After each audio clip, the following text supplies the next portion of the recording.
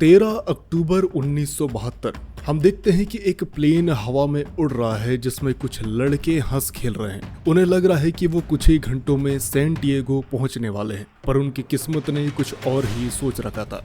उनका प्लेन बादलों के बीच उड़ रहा था, पर जब बादल हटते हैं सबके होश उड़ जाते हैं, क्योंकि अचानक सामने एक विशाल पहाड़ आ चुका होता है। हालात पर काबू पाने के लिए पायलट ने प्लेन को ऊपर खींचने की कोशिश की, लेकिन तब तक बहुत ज्यादा देर हो चुकी थी।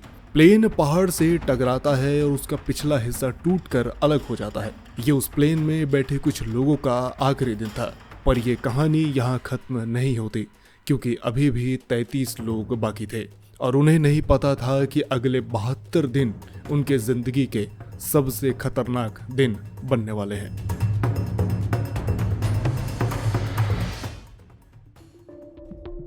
ये था उरुग्वेयन एयर फोर्स फ्लाइट 571।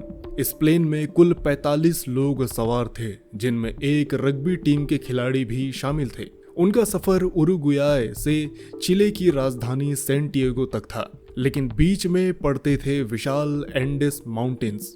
खराब मौसम की वजह से प्लेन को पहले अर्जेंटीना से मेंडोजा में रुकना पड़ा। अगले दिन मौसम बेहतर हुआ और दोपहर में प्लेन ने दोबारा उड़ान भरी, लेकिन एंडेस के ऊपर नेविगेशन में एक गंभीर गलती हो गई थी। पायलट को लगा कि वो पहाड़ों को पार कर चुके हैं, जबकि असलियत में वो अभी भी एंडेस के बीच ही मौजूद थे। उन्होंने प्लेन को नीचे उतारना शुरू कर दिया।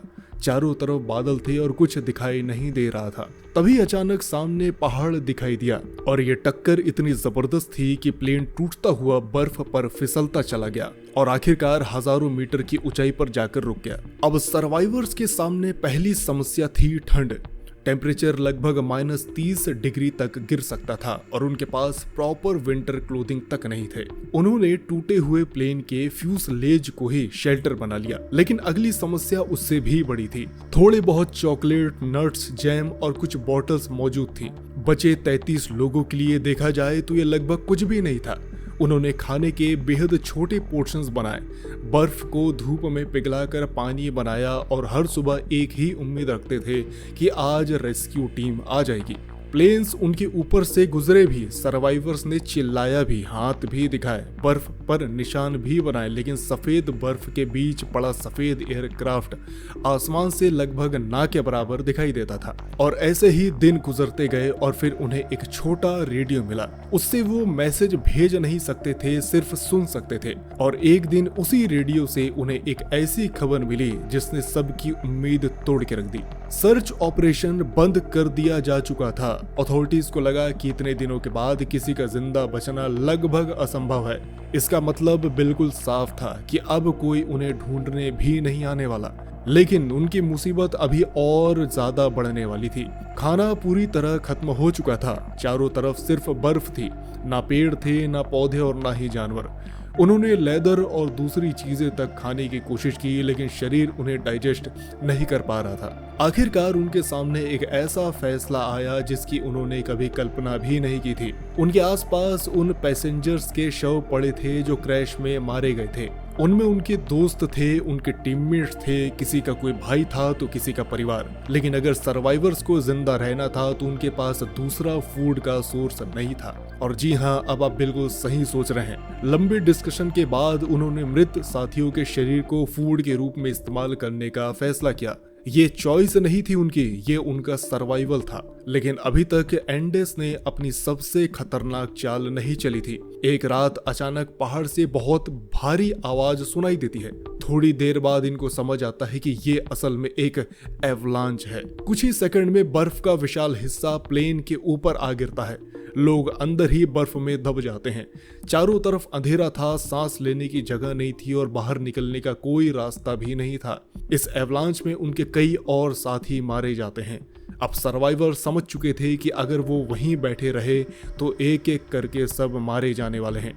इसलिए फर्नांडो पेराडो और रॉबर्टो कैनेसा ने लगभग इम्पॉसिबल सा एक फैसला लिया। उन्होंने फैसला किया कि वो एंडेस को पैदल पार करके मदद ढूंढेंगे। उनके पास मैप नहीं था, कंपास नहीं था, माउंटेनियरिंग इक्विपमेंट भी नहीं थे और सामने कितने किलोमीटर के पहाड़ थे उन्हें इसका भी बिल्कुल भी अंदाजा नहीं था। पहाड़ चढ़ते हुए पेराडो को उम्मीद थी कि दूसरी तरफ चिले की हर घाटियां दिखाई देंगी, लेकिन जब वो समिट पर पहुंचते हैं तो उनके सामने जो चीज थी वो उन्हें हैरान कर देती है, क्योंकि जहां तक नजर जाती थी सिर्फ पहाड़ ही पहाड़ दिखाई देते हैं, एक के पीछे एक बर्फ से ढके हुए पहाड़। उस पल उन्हें समझ आया कि उनका अंदाजा कितना ज्यादा गलत था। दिन प्रतिदिन उनका शरीर कमजोर होता चला जा रहा था, लेकिन उन्होंने चलना फिर भी बंद नहीं किया। धीरे धीरे लैंडस्केप बदलने लगा। बर्फ उन्हें दिखाई दी कि अब कम हो रही है, पत्थर दिखाई देने शुरू होते हैं और फिर वेजिटेशन और आखिरकार उन्हें बहता हुआ पानी दिखाई देता है। इसका मतलब साफ था कि इंसानी आबादी अब शायद ज्यादा दूर नहीं थी और 21 सितंबर को नदी के दूसरी तरफ उन्हें एक आदमी घोड़े पर दिखाई देता है। दोनों अपनी पूरी ताकत से आवाज लगाते हैं। नदी के शोर की वजह से वो आदमी फिर भी उनकी आवाज नहीं सुन पाता, लेकिन वो उन्हें देख लेता है। अगले दिन वो आदमी वापस आता है। उसने कागज और पेन को एक पत्थर के साथ बांधकर नदी के दूसरी तरफ फेंका।